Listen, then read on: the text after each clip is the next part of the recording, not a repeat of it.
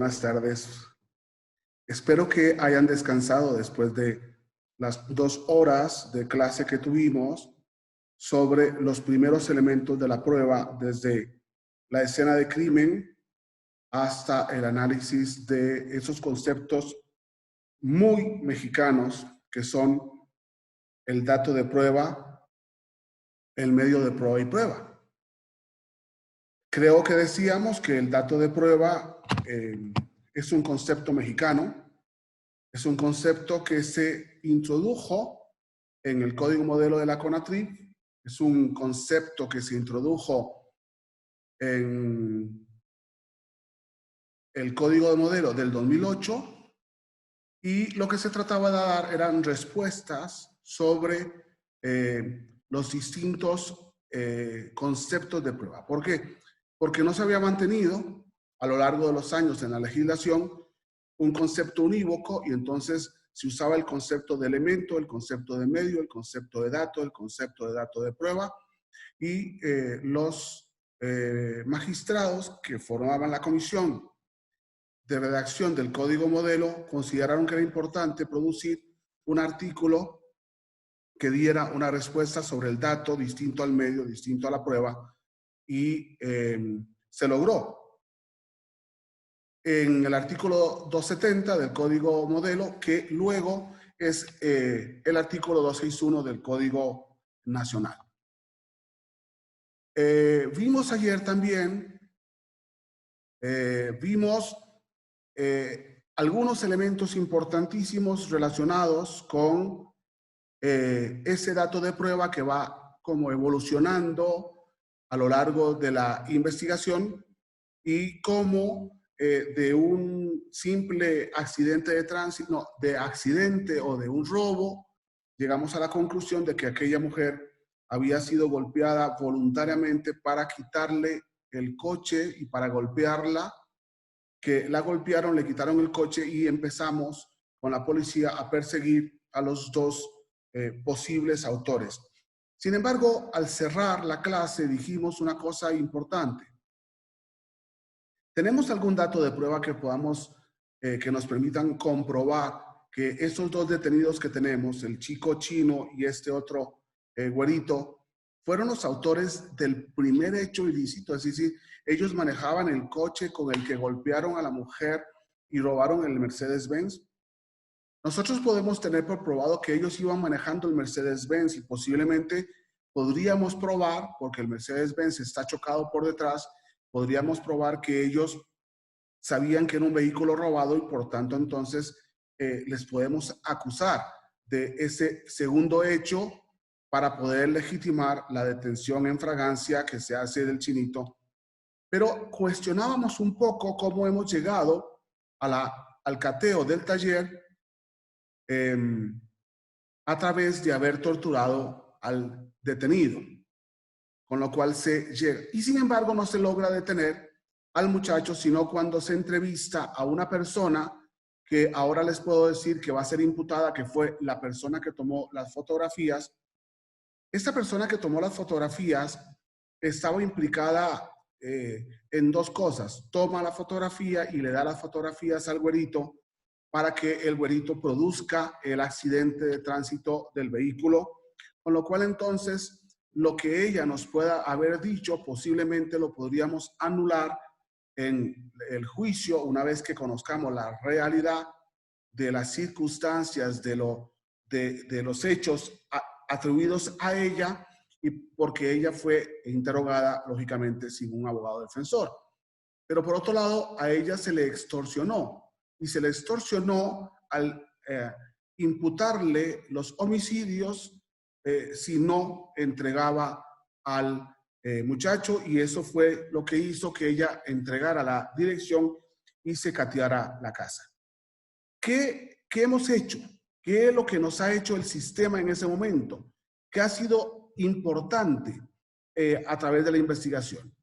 Cuando nosotros empezamos a tratar de investigar un delito, cuando somos parte procesal y por tanto en esa parte procesal nos damos cuenta de que en esa parte procesal tenemos lógicamente por un lado, un delito y por otro lado tenemos un montón de actos policiales, es muy posible que nos encontremos con este cuadro que es el que nos permite empezar la clase de hoy, que es un cuadro de datos de prueba. ¿Qué significa esto? La policía, junto con el Ministerio Público y la policía, el Ministerio Público, la policía y servicios periciales van a producir una serie de datos de prueba, muchos de los cuales, aclaro, muchos actos de investigación, muchos de los cuales nos van a llevar a datos de prueba que sirven como medios de prueba y datos de prueba que no sirven como datos de prueba. Creo que poníamos el ejemplo de entrar a una casa de habitación porque se metieron a robar y entonces los expertos en huellas levantan todas las posibles huellas que hay en esa habitación donde estaba, digamos que un televisor. Primero va a encontrar muchas huellas de las personas que viven en la casa, entonces vamos a hacer una prueba de descarte. Le levantamos huellas a todos los que viven en la casa, las comparamos con las huellas que levantamos en el lugar y vamos a descartar las huellas de los familiares para ver qué huellas no son de los familiares y dirigir la investigación a el que dejó las huellas en el lugar, ya sea cercano al televisor que se robaron. Por tanto, entonces, vamos a decir que las entrevistas y la misma negativa de entrevista del imputado va a producir testigos. Testigos presenciales, testigos que vieron, testigos indirectos, testigos de oídas, testigos virtuales y la confesio interposita persona. Esta figura de la confesio interposita persona ha sido confundida en México con el testigo de oídas. Y claro, si nosotros consideramos que el testigo de la confesio interposita persona es un testigo de oídas, lo vamos a anular. Y la mayoría de los casos en que ha habido una confesio interposita persona, los jueces la han confundido con el testigo de oídas y han anulado, lo cual es un error. Si el imputado le confiesa a un particular, a un amigo, o digamos que después del crimen se presenta ante a un bar a tomarse una cerveza y por el homicidio que cometió tiene sangre, y si el bartender le pregunta qué es esa sangre y él le cuenta lo que hizo, y eso que él cuenta lo que hizo coincide con las pruebas que se tienen de la escena del crimen, esta es una confesio interposita persona. Sin embargo, si tenemos un detenido en la cárcel, posible autor o probable autor de un hecho, y queremos sacar la información, y entonces la policía lo que hace es vestir de agente encubierto como si fuera un detenido a un oficial de policía que se haga amigo con él en la cárcel, que le dé cigarros, y de eso él le confiesa los hechos. Eso no sería una confesio interposita persona, porque el oficial tiene la obligación legal de advertirle al imputado su derecho de abstención ante la presencia de un oficial de policía. Veamos cómo un mismo acto puede tener un resultado probatorio totalmente distinto.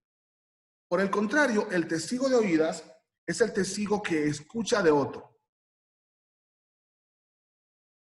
Un día de estos escuché en una clase de Miguel Carbonell diciendo que el testigo de oídas no tiene valor probatorio. O sea, aplicó un criterio del viejo sistema en una clase de hace pocos días. No, el testigo de oídas es un testigo de más, que los jueces tienen que saberlo escuchar, porque de los testigos de oídas es muy posible llegar a datos o medios de prueba que, si bien es cierto, el testigo de oídas inicialmente no tuviera un valor probatorio porque él escuchó de otro, sin embargo, es lo cierto que ese testigo de oídas nos puede llevar a una serie de información que, si se descubre, por ejemplo, dicen que el imputado votó o tiró el arma en tal sitio y resulta que se descubre entonces podemos introducir toda esa prueba también en juicio a través del testigo de oídas. Por eso, cuidado cuando escuchamos a alguien que no sabe del proceso, hablar del proceso acusatorio, porque nos puede ir llenando de nulidades que no existen, de ilicitudes que no existen, cuando es muy posible escuchar al testigo de oídas y tenerlo además como testigo en un juicio o en la investigación de un juicio o en la investigación y luego en el juicio oral. Lo interesante es que todas las entrevistas que hace la policía va a producir distintos tipos de testigos. Los testigos indirectos son bastante importantes.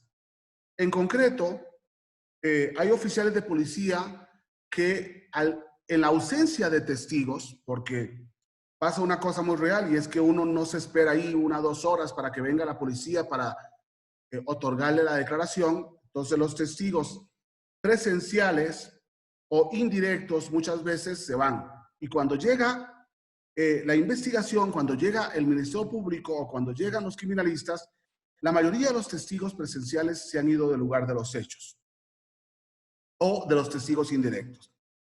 Y entonces muchos oficiales lo que hacen es conocer el lugar del hecho, 1, conocer la hora del hecho, 2, y presentarse el día en que ocurrieron los hechos, 3, y otros días antes y después, 4, de modo que vean quién estaba a la hora. Y va a haber unos testigos indirectos que son muy importantes. Un panadero que abre la panadería, un farmacéutico que abre la farmacia, una persona que corre siempre a la misma hora, una persona que llega a asolear a su papá en una silla de ruedas o a su hijo en una carriola. Empezamos a darnos cuenta de que hay unos testigos que, si bien es cierto, no vieron el delito, pueden haber visto situaciones antes o situaciones después que puedan aclarar o identificar a un sujeto del hecho. Eso es muy importante. Por lo tanto, entre más entrevistas se realicen, más datos vamos a tener. Pensemos nosotros que en un partido de fútbol, un jugador que tira un penal y el portero se lo ataja, toma una pistola y lo mata. Es muy posible que haya sido en el Azteca y entonces habían no sé cuántos, 100,000 personas o 70,000 personas viendo el partido y por tanto es muy posible que tengamos 70,000 testigos. Pero cuando la policía empieza a encontrar que si habían cámaras, resulta que ese partido fue el único que no se grabó y por tanto no tenemos cámaras que nos permitan comprobar el momento en el que el jugador mata al portero. Empezamos entonces a entrevistar a los testigos y nos damos cuenta de que de los 70,000, uno pues vio caer al portero, pero no vio cuando el otro vio, pero... Y empezamos a darnos cuenta que hay una serie de testigos que no vieron, que estaban distraídos. Como le pasa a uno cuando hay un gol, que no lo vi porque estaba en otra cosa. Y esta realidad ocurre en la investigación de la policía y esta realidad es la que va llevando a más testigos y a menos testigos en una investigación.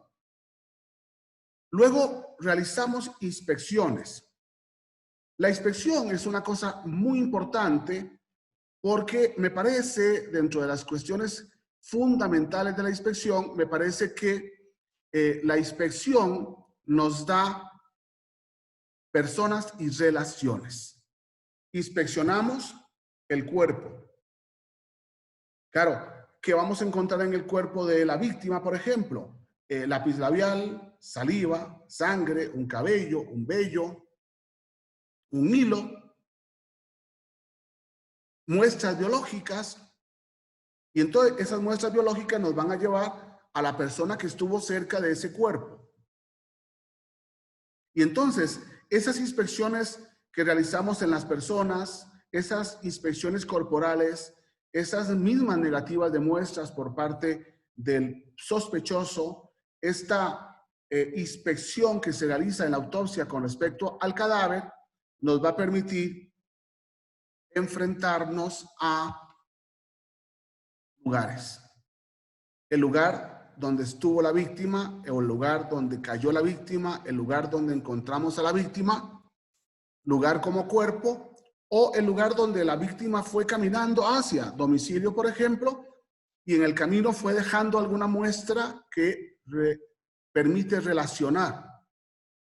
El cuerpo del imputado es un lugar también, y si detenemos inmediatamente al imputado, o lo detenemos en fragancia, o lo detenemos corriendo, hay que custodiarlo como un lugar para la inspección. ¿Por qué? Porque posiblemente en su cuerpo, en su ropa, lleve muestras de la víctima que lo relacionan con la víctima en su cuerpo, o si encontramos el domicilio. Una vez un imputado, después de matar a otro, se fue a su casa caminando, alguien lo vio salir de la casa y la policía llegó con orden de cateo a la casa del imputado, quien se había bañado y quien había lavado toda la ropa que estaba llena de sangre.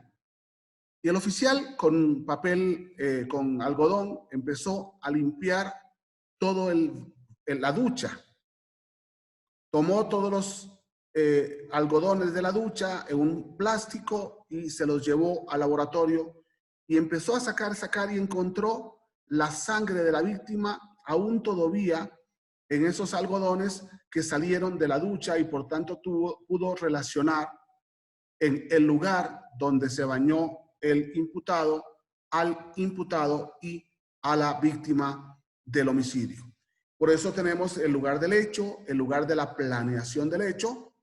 Es muy interesante cómo no sabemos quién robó el banco, sabemos que fueron 5 personas enmascaradas, pero un bartender nos dice que un grupo de tipos sospechosamente hablaban de un banco unos días antes en el bar tomándose una cerveza y ya celebrando el triunfo futuro. Y entonces el lugar de planeación, el lugar del hallazgo, cuando encontramos un arma, cuando encontramos un cuchillo, cuando encontramos unas máscaras, el lugar del hallazgo, el lugar del objeto del delito, donde encontramos, y el lugar del instrumento. Cuando encontramos el televisor que se robaron, ese televisor se limpia de huellas dactilares y nos permite ver quién se lo robó, o cuando encontramos el cuchillo o el arma que se utilizó para matar, por ejemplo. Luego nos damos cuenta de que las comunicaciones producen relaciones. Si ustedes entran al Facebook de un amigo, se van a dar cuenta posiblemente lo que está haciendo este fin de semana, o lo que hizo el fin de semana pasado, o a quienes invitó a la fiesta de cumpleaños. ¿Por qué? Porque suben fotografías, y esas fotografías nos van a dar comunicaciones, y esas comunicaciones nos van a permitir relaciones, ¿no? ¿Quiénes son sus amigos? ¿Quiénes no invitó a la fiesta? ¿Con quiénes fue a la playa? ¿Con quiénes no? Y por eso entonces las comunicaciones nos van a llevar a relaciones con terceros, a filmaciones en sitios públicos o privados, vamos a permitir buscar cámaras de C4 para ver si ahí se estacionaron los vehículos, o las cámaras de las empresas, por si acaso fueron a una licorera a comprar licor, o a un Walmart, o si fueron al banco por dinero. Todas estas comunicaciones nos van a permitir relaciones. La base de datos es una gran mentirosa, es una gran chismosa. Cuando nosotros entramos a la base de datos, a la computadora, a la tablet, al teléfono celular, ahí hay un montón, una gran cantidad de datos de prueba, de medios de prueba que se han ido introduciendo, y posiblemente podamos jalar información valiosa que nos lleva también a relaciones, a fotografías, a documentos, a mensajes van, a mensajes ven. Por eso, en todos los países, incluido en México, vamos a tener disposiciones muy estrictas para ingresar a teléfonos, a bases de datos y a celulares. Vamos a tener la documental pública, privada y la correspondencia. La correspondencia exige una orden del juez y, por tanto, si obtuviéramos una correspondencia sin orden del juez, posiblemente es ilícita o ilegal, dependiendo. Y al Código Nacional no le va a interesar si la documental es pública o privada, sino si es falsa o verdadera, ¿no? Si detenemos a Juan Pérez con el vehículo de Pedro Pérez y Juan Pérez nos dice, no, yo no se me lo robé, aquí hay una servilleta donde Pedro Pérez me regala el vehículo, ese documento, una servilleta, por lo menos para demostrar si fue robo o no robo en el derecho penal, sirve de medio de prueba.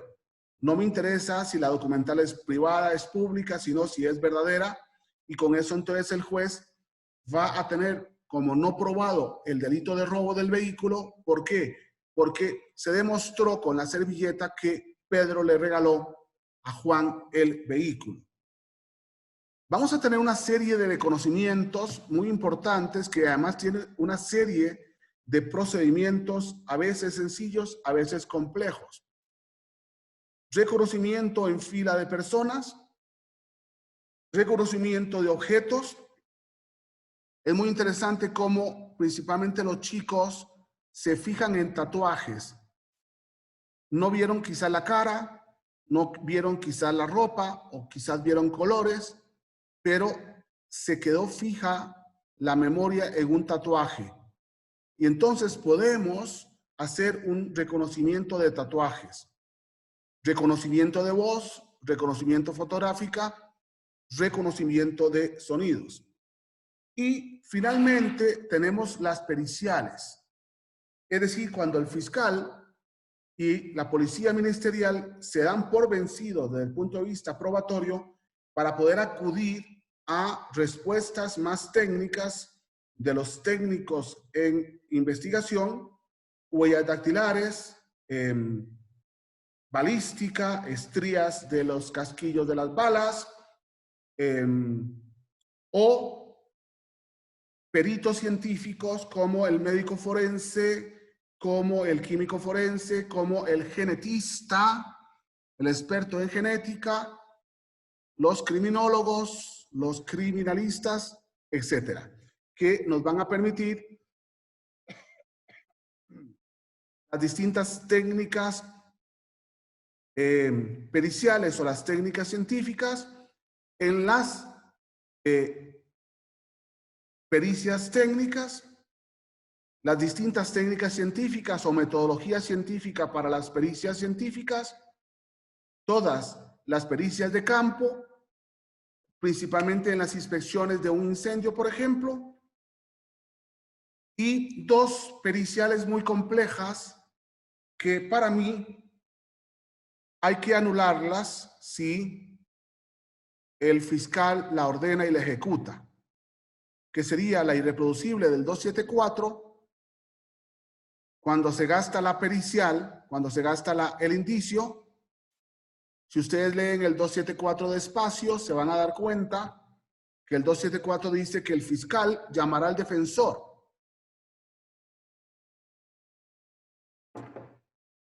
Desde el Código de Chihuahua, México quiere quitar la pericia irreproducible como anticipo de prueba. Y ahora lo hace en el artículo 274, es decir, le permite al fiscal que en caso de que la muestra que debe ser sometida a pericia científica sea muy poca, el fiscal llame al defensor. Yo le tengo mucho miedo a ese defensor que llega invitado por el fiscal a una pericial que va a determinar, por ejemplo, quién es el violador en razón de la sangre, del semen, de la saliva, del lápiz labial, etc. Y es sostenido, y lo sostengo, que si el fiscal no acude al juez y si el juez no ordena todas las pericias del 274, se puede declarar, se debe declarar la nulidad del resultado de esa pericial. Si esa pericial, primero, no se puede reproducir en presencia del juez o del defensor del imputado, y en concreto las periciales especiales que tratan de una menor o un menor de edad o una mujer víctima del secuestro o víctima de una violación que después de declarar o hablar con el psicólogo, principalmente cuando son niños o niñas, después de hablar con el director de la escuela, con la maestra, con el psicólogo, resulta que entran en crisis emocional y los psicólogos no recomiendan que estos chicos, estas chicas declaren en juicio, y entonces se está ofreciendo por parte de la fiscalía que vaya el psicólogo a declarar, sería un testigo de oídas, que vaya la maestra, el director a declarar, sería un testigo de oídas, porque en esa primera entrevista al menor o a la menor se debe producir una pericia especial como lo marca el 275. Y en caso de que por error se haya tenido una declaración y después a lo largo de la investigación no se logró que ese menor o esa menor declararan ante el psicólogo o lo que sea, ese menor tendría que declarar en cámara Gesell en la etapa de juicio conforme lo establece el artículo 366 del Código Nacional. Vean qué importante, yo sé que estoy dando mucha información probatoria y me disculpo porque a veces queremos en un curso de 10 horas decirlo todo y esto nos embota y nos llena de mucha información. Yo espero que ustedes puedan fotografiar si quieren estas y todas las presentaciones, pero ahí está la norma y esta norma les va sirviendo para tener estos mapas mentales que nos ubican a la hora de enfrentar la audiencia. A veces nos ponemos nerviosos en la audiencia, a veces en las audiencias no nos aparecen las cosas, a veces en las audiencias no sabemos dónde las dejamos, dónde las pusimos, y entonces los mapas mentales nos sirven para recordar la inspección que produce y la norma a la que me estoy refiriendo. Y yo les pido a ustedes disculpas de que yo no soy de leer la norma, ¿no? Un día había una profesora que a mí me parecía mala, que sabía muy poco, pero yo pensaba, así como críticamente, ¿cómo hace para dar 5 horas de clases? Y claro, lo que hacía era, ustedes imagínense que yo me pongo a leer cada una de las normas que he citado en esta presentación, pues se me van las 5 horas, ¿no? Y entonces, claro, van leyendo las normas y entonces son profesores que nos leen el código. Yo no me gusta ser un profesor o un capacitador que lee la norma. La norma la tienen que leer ustedes y ustedes la pueden tener ahí a la par mientras reciben este curso, y yo no tengo por qué ponerle la norma y quitarles el tiempo en la lectura de la norma cuando yo lo que tengo que enseñarles es interpretar la norma y enfrentarnos a esa norma. ¿Cuál es el problema del dato de prueba? El dato de prueba en el proceso mexicano produjo unos controles, un control judicial o un control ministerial o un control policial. De modo que entonces, a nivel de control judicial, se produjo el control de los medios de prueba que violan derechos humanos, como está dicho en el primer párrafo del artículo 252 del Código Nacional. Cuando ese medio de prueba pone en contra de o se realiza en contra de derechos constitucionales o de derechos convencionales, los derechos que están en los tratados internacionales ratificados por México, o porque son contrarios a los derechos humanos o a los derechos fundamentales. Entonces, hay una segunda que son los de control por legalidad, el control de la legalidad. Y en el control de la legalidad tenemos, ya es el 252, nos va a dar un listado de medios de prueba que requieren del control judicial. La exhumación de cadáver, el cateo de morada, la intervención de comunicaciones, la intervención de la correspondencia, las muestras biológicas del imputado cuando el imputado se opone a otorgarlas. Yo no quiero otorgarle saliva, no quiero otorgar sangre, no quiero otorgar cabellos para que los compare. El reconocimiento o examen físico cuando se opone el imputado también en ese reconocimiento. Las demás que señala la ley, la inspección con exposición de partes íntimas, la prueba anticipada que exige el control de legalidad del 274 y el aporte de comunicaciones por particulares del 276. Pero también exigen control judicial todas aquellas en las que la persona, sin ser el imputado, o la víctima, sin ser el imputado, o el informante, o el cómplice, o el mismo imputado, se oponen. Es decir, yo exijo que haya una orden del juez para poder otorgar, para revisar mi maleta, para revisar mi maletín, para revisar mi bolso, para revisar lo que sea. ¿Qué sería, por ejemplo, la entrevista del testigo que no quiere declarar? La petición de muestras biológicas, sangre, semen, saliva, las fotografías internas y externas, las mujeres en las inspecciones que debe tener conocimiento informado de hacia dónde va esa inspección, los menores de edad conforme al 270 y los peritajes especiales a los que me he referido anteriormente.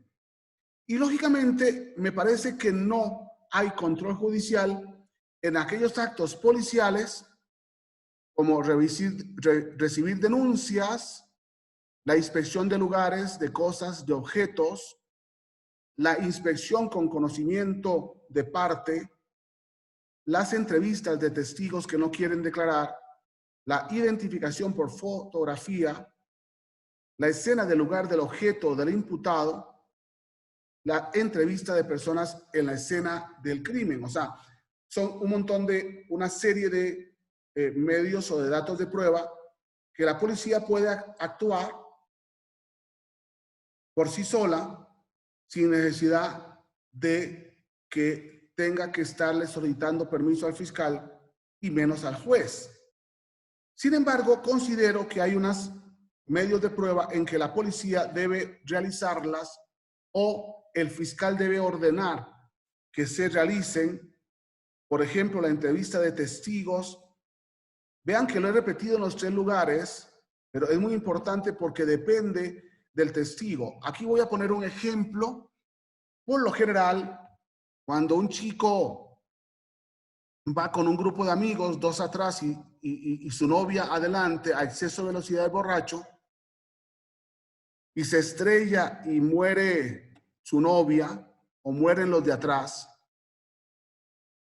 la persona que va con ellos, que es el testigo más presencial del hecho, porque conoce que estaba borracho, que iba a exceso de velocidad, etcétera, le cuesta mucho declarar porque está metiendo a su novio y no tiene derecho de abstención. Y entonces son testigos complejos y por eso tenemos que saber estudiar en qué momento esa entrevista conviene o no conviene, dejar esperar el duelo, etcétera.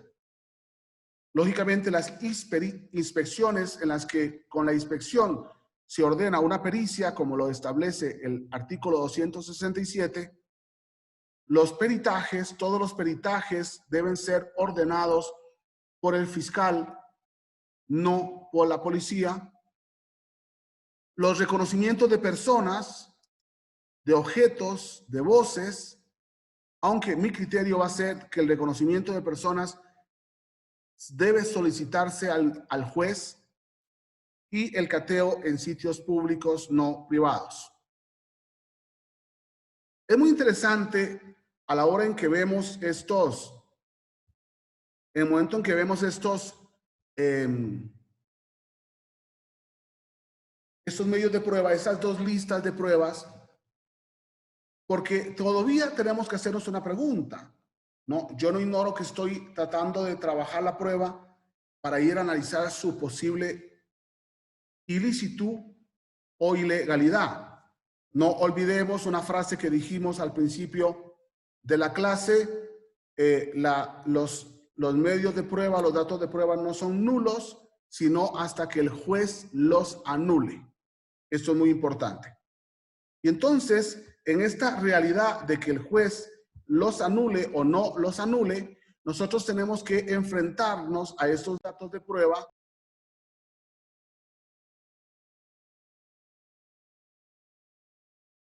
cuando nosotros vemos un caso como este.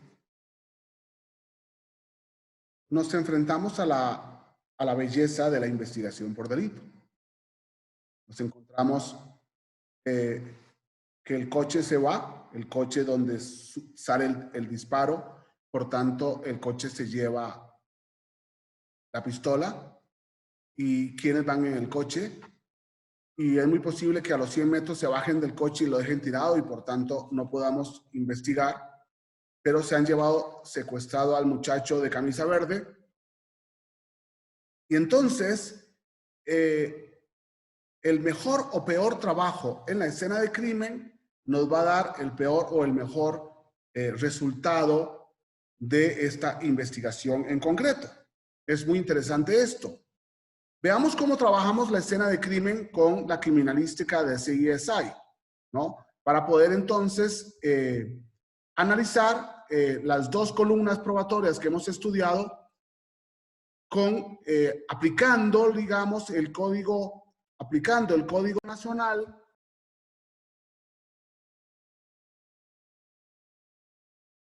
Tenemos la escena de crimen, tenemos la descripción del vehículo, tenemos un tipo de vehículo, vamos a perseguir al vehículo, lo vamos a tratar de encontrar.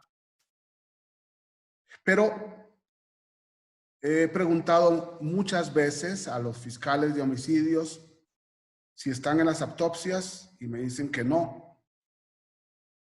Le he preguntado muchas veces a los defensores de casos por homicidios si van a la autopsia y me dicen que no.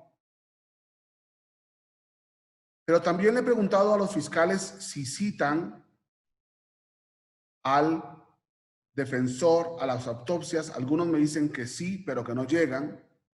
Y otros me dicen que no los invitan a la autopsia. ¿Qué significa esto? Estamos produciendo una serie de pruebas que van a implicar a mi cliente y no asistimos a la autopsia. Yo creo que, déjenme decir una frase, si ustedes se dedican, fiscales de homicidios, si ustedes se dedican, defensores de homicidios, procuren asistir a la autopsia o tener una pequeña entrevista con el médico forense que les explique qué vieron, qué hallazgos tuvo. A veces podemos ir con él, con el dictamen que él hace y hacerle algunas preguntas sin cuestionarlo, simplemente unas preguntas intelectuales, profesionales, para que nos explique, y ellos van a estar muy gustosos en ayudarnos en eso. El médico forense es muchas veces un médico solitario con el cadáver y le gusta muchas veces también tener compañía en ese trabajo solitario en la morgue, mientras raja un cadáver, que estén personas ahí haciéndole preguntas inteligentes o tontas. Nunca examinar una causa sin poder tener una relación directa con la prueba, porque si ustedes se dan cuenta, yo me voy acercando al juicio, que es el tema de mi capacitación para ver la nulidad en juicio, pero si yo no tengo conocimientos de la prueba antes del juicio, si yo no conozco qué es una autopsia, qué es una prueba de genética, qué es una prueba de química, qué es una prueba de balística, posiblemente no tendré ni siquiera los conceptos, las palabras para poder referirme a ellos en el juicio. Aquí tenemos, en cierto sentido, una partecica de la autopsia. El cadáver llega tal como fue levantado al médico forense. En concreto, este médico forense lo pudimos ver en la escena del crimen y en la mayoría de los casos es recomendable que el médico forense llegue al lugar de los hechos para ver detalles importantes que se podrían complicar en el traslado y luego, cuidando la cadena de custodia, él mismo, junto con su personal, trasladan el cadáver a la morgue donde se produce la autopsia y por tanto podemos asegurar con el médico forense que el cadáver que él vio en el lugar es el mismo cadáver que vio en la autopsia. Y entonces, lógicamente, vamos a trabajar esta autopsia.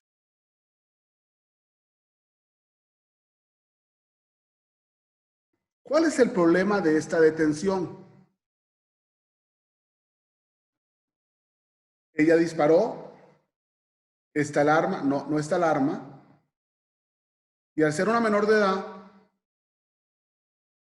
vamos a necesitar dos cosas con la menor de edad en caso de que fuera imputada, pero podría ser cómplice, podría ser lo que sea, partícipe. Necesitamos a su madre, su padre y un abogado defensor. ¿Qué es lo que va a hacer la policía? Cometer el error de entrevistar. Eso ya nos enfrenta a una posible acto ilícito, un acto de investigación ilícito de una menor de edad interrogada, pero además que va a dar una información. Y entonces vamos preparándonos para la nulidad, dándonos cuenta de que la información podría ser falsa si fuera una información valiosa para el caso.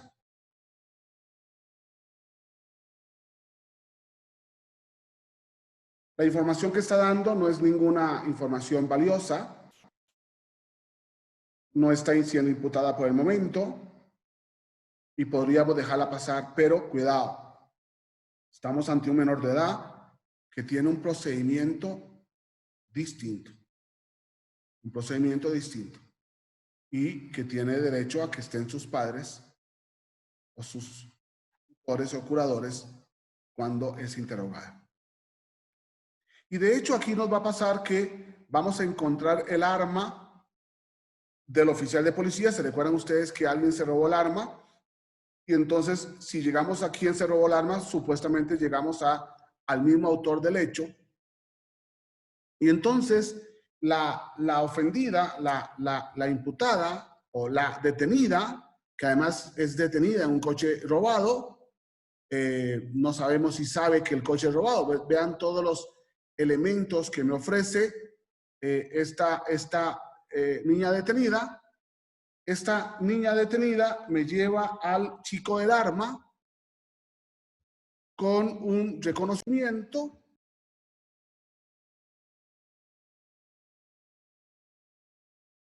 En la investigación, déjenme adelantar, ese chico que robó el arma es un chico que pasó por ahí, vio al policía y se robó el arma. Es un ladrón. Y dejó la huella de su zapato, tal como lo acabamos de ver. Y entonces podríamos seguirle la causa de robo de arma, pero no de homicidio. Por el momento no podríamos decir que es el homicidio. Sin embargo, la niña hace un reconocimiento de personas. Si nosotros enfrentamos ese reconocimiento de personas al artículo 277, nos damos cuenta de que México solamente permite el reconocimiento en fila de personas, es decir, este más otros. parecidos o iguales a él para que la niña reconozca si es o no es Yoyo. Segundo, este chico tiene el derecho de tener un abogado defensor en el primer párrafo del 277. Tercero, escoger el lugar en la fila de personas donde él quiere estar. Y lógicamente que el defensor esté al otro lado para que no se manipule, para que no se les sople a la menor quién puede ser. Y la menor lo señala como Yoyo, como el autor del hecho. Y déjenme adelantarle que no es Yoyo y no es el autor del hecho. Es decir, la niña mintió.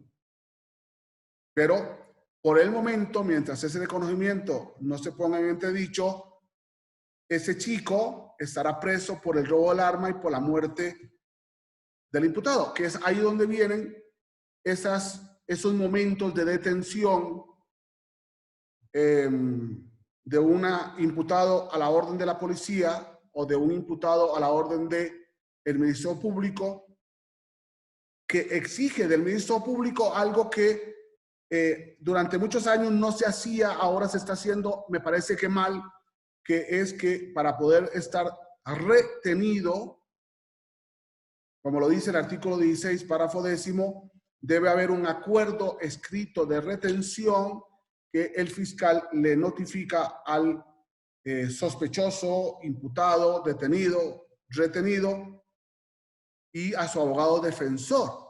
Ese muchacho tendría que haber tenido un abogado defensor por mandato constitucional. Entonces, ¿qué es lo que está pasando? Estamos tratando de aclarar o de confundir en una causa penal con la problemática de que estamos produciendo actos ilegales o ilícitos que van a influir negativamente en la investigación y por tanto van a producir impunidad. Y nosotros, como abogados, tenemos todo el derecho de alegar la impunidad y anular o que el juez anule esos medios de prueba. Esto me parece que es muy importante. Claro, ¿por qué estoy encontrando la importancia o buscando la importancia? ¿Por qué estoy buscando la importancia de las pruebas? Si nosotros volvemos al PowerPoint que teníamos, si nosotros volvemos, nos vamos a dar cuenta de que cuál es el procedimiento de control judicial y cuál es el procedimiento sin control judicial. Yo he inventado dos procedimientos, pero que no son inventados porque me dio la gana de inventarlos, sino porque los copié del modelo que México venía siguiendo antes y ahora en el control de los actos probatorios. ¿Qué es lo que ocurre hoy en México? Cuando necesitamos detener a un imputado, el fiscal le pide audiencia al juez y le pide la orden de aprehensión del imputado. Cuando el fiscal necesita la intervención de un teléfono celular, la intervención de una base de datos o la intervención de un teléfono, el fiscal acude al juez y le pide le solicita la orden para cada uno de esos medios de prueba. Lo mismo ocurre con un cateo. Cuando el fiscal lo que quiere es un cateo, entonces el fiscal lo que hace es pedirle al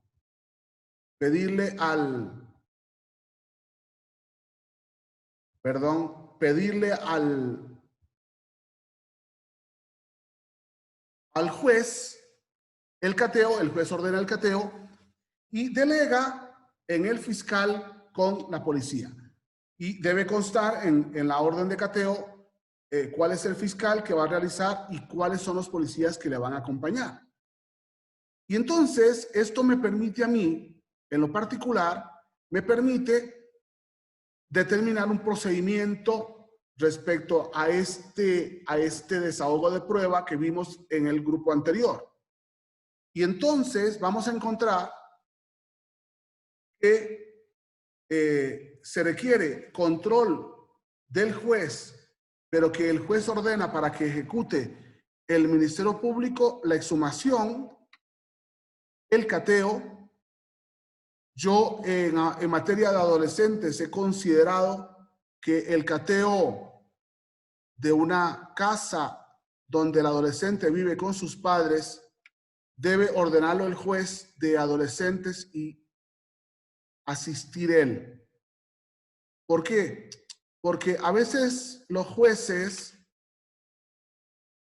y esto es una llamada de atención a los jueces en adolescentes, ordenan el cateo de toda la casa. Cuando lo que estamos encontrando es si el adolescente en su cuarto, en su cama, en su closet, en su baño, tiene drogas, armas o cualquier otra cosa, pero no los papás, ¿no? Los hechos delictuosos que haga un adolescente no implican a los papás necesariamente. En algunos otros países el juez ordena el cateo y él asiste al cateo para controlar la acción policial. En México no, en México veamos el procedimiento donde el fiscal solicita, el juez ordena el cateo y delega en el fiscal el cateo y las actas correspondientes. Lo mismo ocurre con las comunicaciones y con la correspondencia. A la luz del artículo 291, las muestras biológicas con oposición del imputado, a la luz del artículo 269, 270, el reconocimiento o examen físico del imputado con oposición del mismo, la inspección con exposición de partes íntimas, cuando tenemos que entrar a la vagina de la imputada o al ano, por ejemplo, porque llevan drogas, y el aporte de comunicaciones por particulares. Por el contrario, exigen control por exigencia del mismo artículo 251 en relación con el artículo 268, la entrevista del testigo que no quiere declarar, la petición de muestras biológicas al imputado, las fotografías internas y externas, los menores de edad. Ve aquí interesante porque aquí lo que tenemos es una menor de edad y los peritajes especiales del 275 cuando se refiere a la ofendida. Por el momento tenemos a esta menor de edad como posible autora o sospechosa. Y tenemos el procedimiento con prueba anticipada. En este caso concreto, el fiscal debe pedírselo al juez y el juez debe señalar una audiencia conforme al procedimiento del 305. Ustedes recuerdan que los anticipos de prueba se van a realizar conforme al 304 con un procedimiento especial en el artículo 305. Es decir, que la prueba sea solicitada por alguna de las partes, que se justifique la razón de la anticipación judicial, porque si no se justifica, no. Nosotros a veces, cuando una persona se va a Estados Unidos, por ejemplo, pedimos una prueba anticipada de la declaración testimonial. Por ejemplo, un robo en el aeropuerto, donde el imputado le roba la maleta a una señora que va a tomar el avión. Se le detiene en flagrancia con la maleta y le recibimos una declaración a la señora. Pero cuidado con esa declaración. A veces ocurre que un perito que dictaminó en un caso, cuando lo citamos, se encuentra en otro país en una beca de estudios. En todos estos casos es muy posible usar la videoconferencia en tiempo real. Es decir, que esa señora, con una sola entrevista suficiente, grabamos la entrevista en carpeta virtual, perfecto, vemos dónde vive en Estados Unidos y a través del cónsul de México en Estados Unidos, procuramos que declare en videoconferencia en el juicio. Lo mismo nos puede ocurrir con el perito. Me parece que a veces estamos convirtiendo prueba anticipada cuando no es necesario.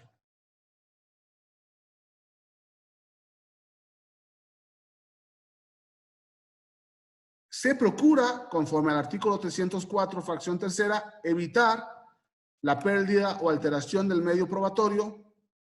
Se sigue las reglas del juicio, es decir, se desahoga la prueba, se permite al fiscal interrogar, contrainterrogar al defensor, tienen que estar las partes presentes y si el imputado estuviera ya identificado, tendría que estar el defensor o un defensor público.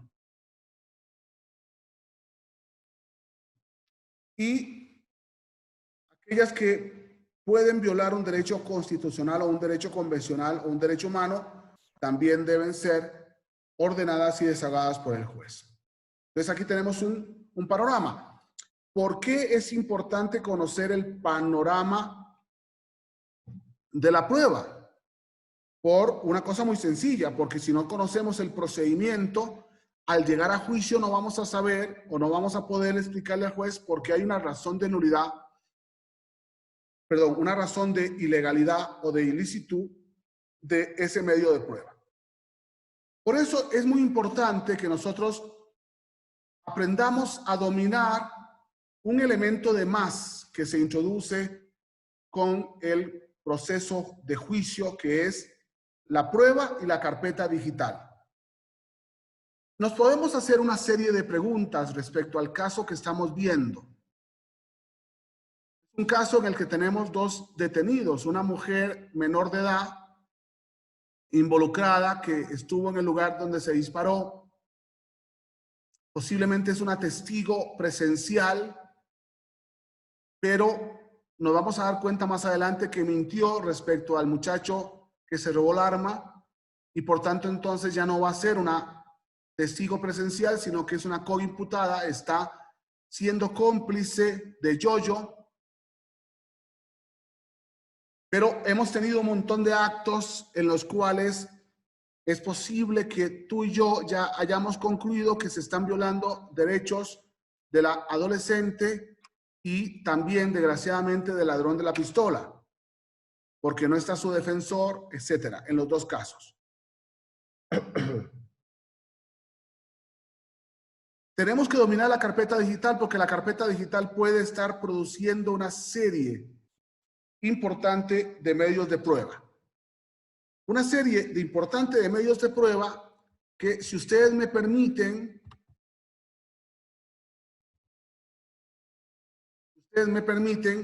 entonces los vamos a analizar. ¿Cómo vamos a analizar estos medios de prueba?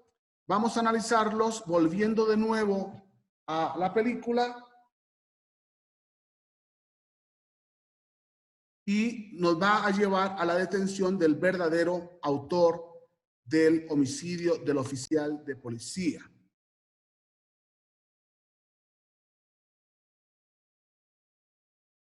Interesante.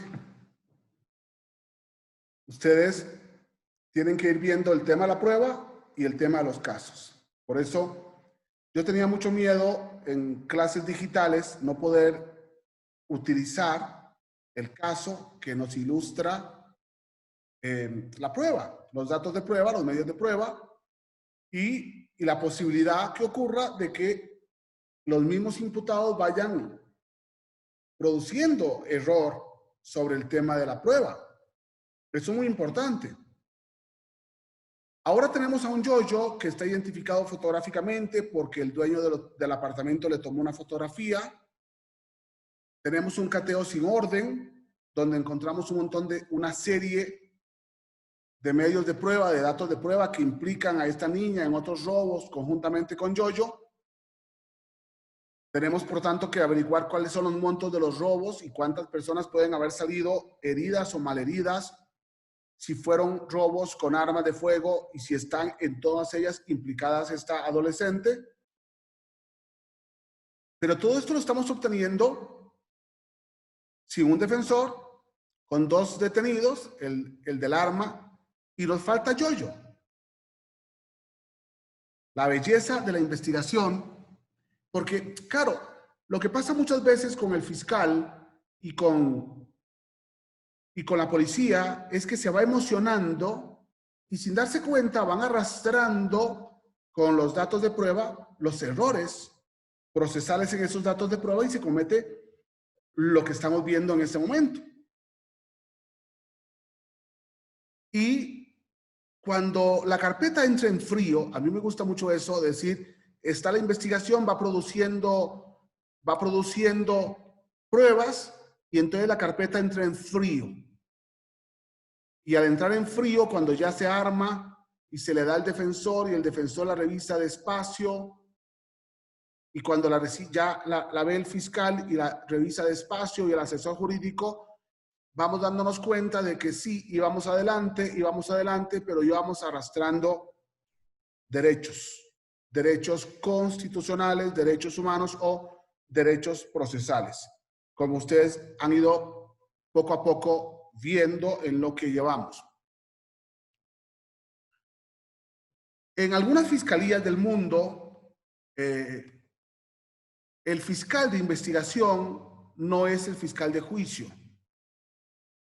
Y el fiscal de investigación no es el fiscal de juicio porque el fiscal entra subjetivamente, se va enamorando del caso, y entonces lo que ha hecho el Ministerio Público en otros países es, una vez que termina la investigación, para ir a juicio, le da el caso a un fiscal experto en juicios que logra leer fríamente la carpeta y ver los errores a los que se va a enfrentar, porque el fiscal o la policía procedió en calor. Yo he considerado que nosotros tenemos además que trabajar la carpeta digital. Es decir, si nosotros en vez de ir a la escena, custodiar la escena, levantar los indicios, vamos fotografiando y firmando, firmando y fotografiando. Si nosotros en vez de llevar a los testigos, les recibimos su declaración vía WhatsApp, vía celular, vamos produciendo ¿qué? Nada de papel y todo registros y todo videoconferencias. Podríamos nosotros tener un fiscal que por vía de videoconferencia, así como estamos haciendo nosotros, está llevando el control de la escena de crimen. Y tenemos que ir viendo la legalidad de esas carpetas de investigación y aún todavía el derecho que puede tener un abogado defensor de pedir copia de esos registros. Oye, ustedes tomaron un video del lugar de los hechos, por favor mándemelo, yo soy el defensor. Oye, ustedes recibieron declaración a 5 testigos exactamente en la escena de crimen, videograbándolas, por favor, envíemelas. Es muy interesante cómo vamos despacio produciendo una serie de datos de prueba en carpeta digital. Y lógicamente tenemos que plantearnos si eso lo podemos hacer. Pero antes de entrar a la carpeta digital, vamos a ver la detención de Yoyo.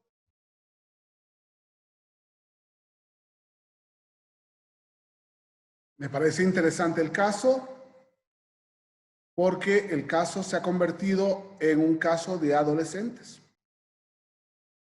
En una investigación en donde la policía debe ser especializada en adolescentes, en donde ya ahora entra un juez de adolescentes, un fiscal de adolescentes. Están implicados y todavía nos podemos preguntar ¿y qué cargos hay contra Yoyo? Lógicamente están todos los robos que implican a los dos, a la niña junto con Yoyo. Tenemos el homicidio del oficial, donde ahora sabemos que la que disparó fue ella, ni siquiera con el mandato de Yoyo, ella lo hace voluntariamente, dispara, salvo que antes Yoyo le haya dicho que dispare y ella haya obedecido. Sin embargo, también tenemos una adolescente con un mayor de edad. El caso va dando vueltas, es muy normal que vaya dando vueltas y que no por eso va a ir produciendo ilicitudes o ilegalidades si se fue haciendo las cosas bien. El gran problema que tenemos acá es que tenemos a 2 imputados, 3 imputados, la niña, Yoyo y el chico que se roba el arma, y la policía no ha querido otorgarles el derecho de un abogado defensor. Los grandes problemas que tendremos también en México es esto, ¿no? El abogado defensor. También tenemos que cuidarnos del abogado defensor público cómplice, que lo que hace es legitimar actos que después en juicio salen que son ilegítimos y se nos cae tontamente una causa por un error en la forma de proceder. Y en ese ir avanzando en la investigación de los hechos, vamos ya como amarrando las pruebas, y al amarrar las pruebas vamos a ir encontrando pequeños o grandes errores que vamos a lamentar, que posiblemente lamentamos a la hora de cerrar la causa, de detener a esa niña, enviarla a la Fiscalía de Adolescentes y esta a la juez de adolescentes, a Yoyo, al juez de control de mayores y al chico que robó el arma al juez de mayores. Tenemos un caso con 3 imputados, una menor de edad y la producción de una serie de medios de prueba que pueden estar lícitos y legítimos en el modelo de los Estados Unidos, pueden ser que sean ilícitos o ilegítimos en el modelo mexicano y que nosotros tenemos que dominar la respuesta probatoria para seguir adelante o no seguir adelante o presentar los incidentes de nulidad correspondientes. Sabiendo que muchas de estas pruebas se conoce su ilicitud o su ilegalidad en la carpeta de investigación, en la audiencia de control, en la audiencia inicial o a lo sumo en la etapa intermedia, en la audiencia intermedia. Pero es posible que no los conozcamos, es posible que no la conozcamos y entonces lleguemos hasta la etapa de juicio y ahí en el desahogo de la declaración de un perito, en la declaración de un criminalista o en la declaración de un policía, surge la razón de la nulidad y entonces vamos a ver cómo se descubre y cómo se presenta en juicio esta nulidad.